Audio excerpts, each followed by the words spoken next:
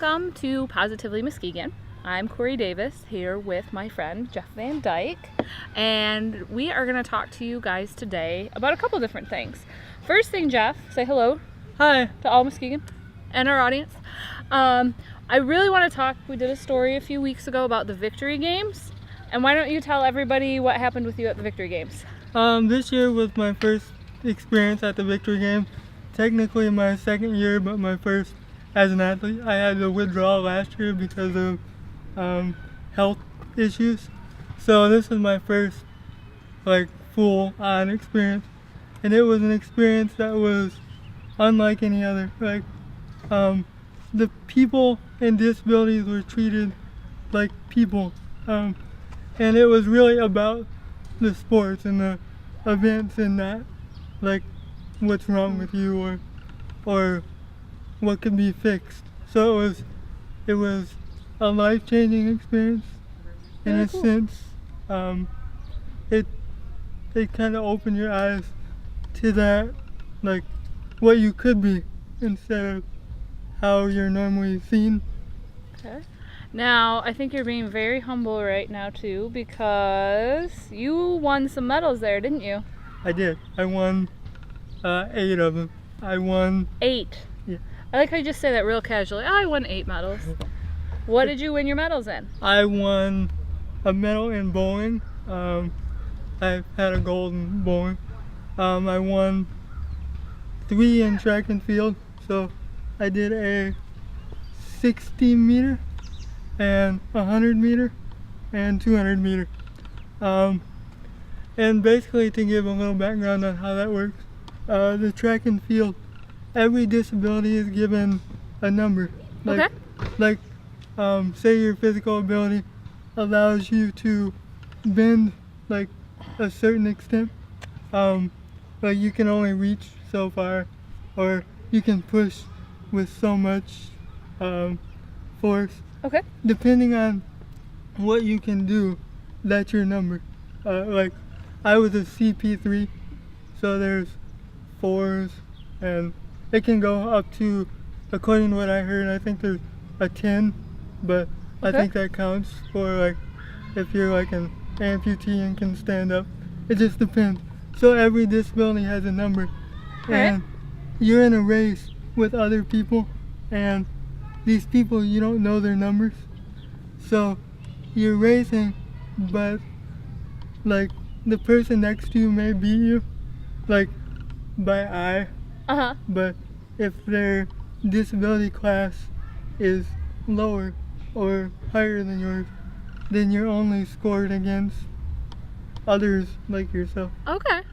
So you won the medals in track and field and bowling. And what were the other ones? I had 2. We had 2 in bocce ball. There was a team bocce ball. We won a gold medal in that. And individual, I won a silver.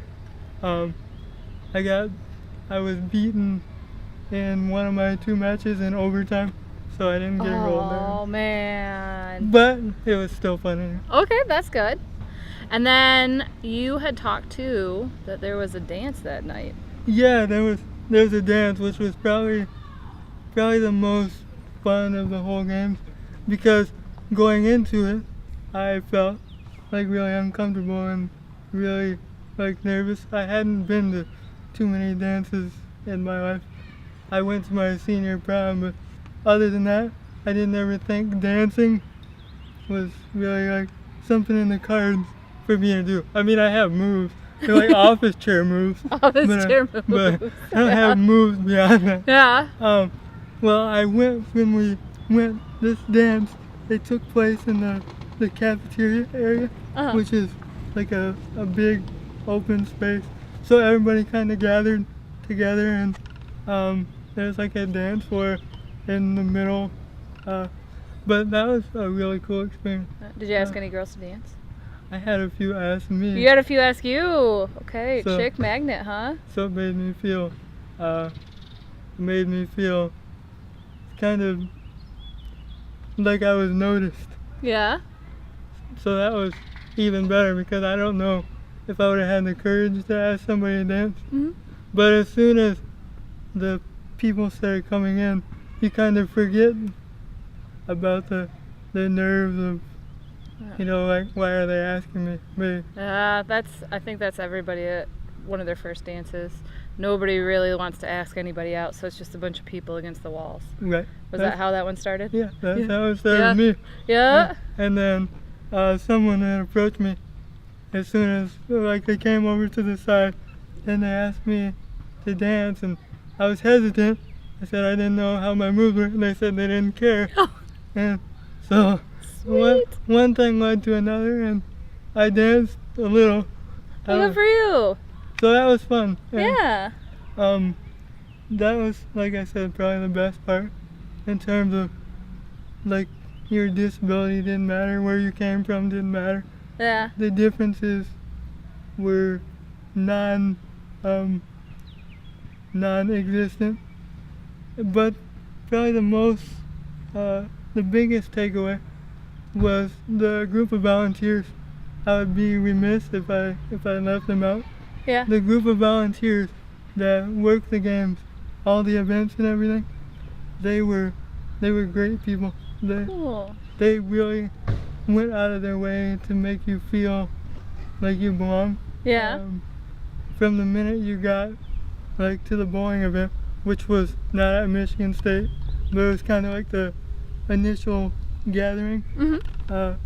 They really went out of their way to, like, greet you and make you feel appreciated, and it was just an experience, like I said, like unlike any other that I've had here. Cool. That's awesome. Well, I'm glad you did so well, and I don't want to cut you off or anything, but we're limited on time a little bit here. I wanted to also talk. You are an amazing artist. Thanks. Yeah. I will say that I had Jeff do a piece for me, and it turned out incredible. So why don't you talk a little bit about your artwork? Well, in the beginning, I started out as, like, a traditional artist, like all hand-drawn works. But as I got older, I started to notice sometimes my hands would get more tired than others. And so I decided that it would be in my best interest to kind of protect myself a little bit and try to learn, like, the elements of graphic design and digital art to try and compensate maybe for what didn't work, or what didn't work as well as I hoped on a day-to-day basis. Yeah. So how'd you learn how to do all that? Well, initially when I was in high school, I took a commercial arts class. Okay.